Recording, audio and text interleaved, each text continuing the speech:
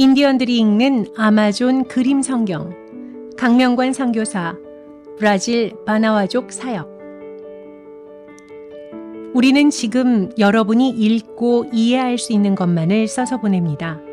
나는 여러분이 그것을 완전히 이해하기를 바랍니다. 고린도 후서 1장 13절. 정글 속에서 열매를 따먹고 사냥과 낚시로 사는 이들에게 어떻게 성경을 전해야 하나? 어떻게 해야 이들이 하나님의 말씀을 쉽게 잘 이해하며 받아들일 수 있을까? 선교지에서 복음을 전할 때 그들의 문화와 눈높이에 맞춰 잘 이해하게끔 전할 방법을 찾는 것은 무엇보다 중요하다. 20여 년 전에 찾아간 아마존 인디언들은 21세기 최첨단 현대 문명 사회에 사는 우리들이 상상하지 못한 원시시대 모습 그대로 살고 있었다. 처음에는 바나와족의 언어와 문화를 배우기 위해 이들처럼 사냥과 낚시를 하고 벌레와 싸우며 아마존 정글에서 살아남으려 몸부림쳤다. 시간이 흘러 언어와 문화를 배우고 아마존 정글에 적응해 가면서부터는 복음을 어떻게 전할지에 대해 고민하기 시작했다. 처음에는 전통적인 성경 번역 선교의 방법대로 언어를 배운 후 우선 이들에게 자신의 글자인 알파벳을 가르치며 글을 익히도록 돕고 이야기책들을 만들었다. 그러나 구전문화권인 이들이 문자를 배우고 읽는 것은 자신들의 글자임에도 불구하고 이들과 나 모두에게 정말이지 어려운 숙제이자 벌에 가까웠다.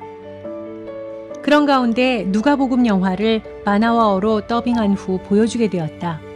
이들은 이 영화를 수십 번을 보고도 또 보여달라고 하였고 볼 때마다 지루해하지 않고 진지하게 보았다.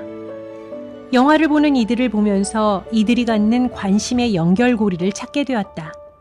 그것은 바로 이야기와 그림이었다.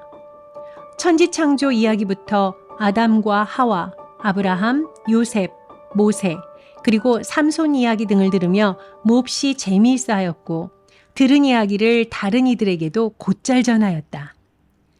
그래서 우선 하나님의 구속사적 관점에서 신구약 전체 100가지 이야기를 추려내고 이들의 언어로 이야기 성경책을 만들었다. 그림은 한국의 디자인 전공 청년 10명이 자원하여 2년 동안 아마존 정글을 배경으로 나누어 그렸다. 이야기 그림이 완성될 때마다 이야기 성경 그림책을 색연필로 색칠하며 보게 하니 더욱더 재미있어 했다. 드디어 20여 년 만에 바나와 이야기 그림 성경책을 완성하여 이들의 손에 들려주게 된 것이다. 할렐루야! 천지창조 이야기 그림을 그릴 때 가능한 아마존 정글과 동물 위주로 그려 넣었다. 그런데 천지창조의 7째 날 그림은 어떻게 그려야 할지 난감했다. 하나님이 모든 것을 창조하시고 그날을 복주시며 안식하셨다는 그림을 위해 다른 그림 성경을 참고하고자 하였으나 찾을 수 없었다. 하나님이 안식하셨을 때 아담과 하와 그리고 다른 동물들은 무엇을 했을까? 고민하던 중에 어거스틴 고백록에서 읽은 구절이 생각났다. 피조물의 가장 최고의 안식은 하나님 안에서 하나님을 바라보는 것이다. 하나님이 안식하신 7째 날을 모든 피조물이 하나님을 바라보게 그려달라고 부탁했다.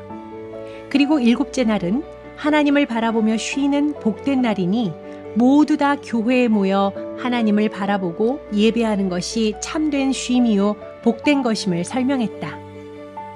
또한 아브라함이 가나안 땅을 향해 먼 길을 갈 때는 인디언들이 타고 다니는 카누를 타고 여행하는 것으로, 그리고 아브라함이 장막에서 세 천사를 만나는 장면엔 아브라함이 그물 침대에서 쉬는 모습으로 그려 이들의 이해를 도왔다.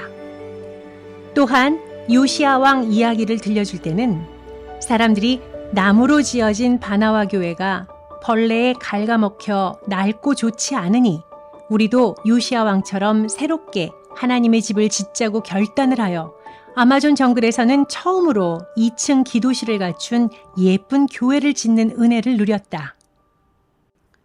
3년 전 갑자기 닥친 코로나로 1년 동안 바나와 마을에 갈 수 없었다.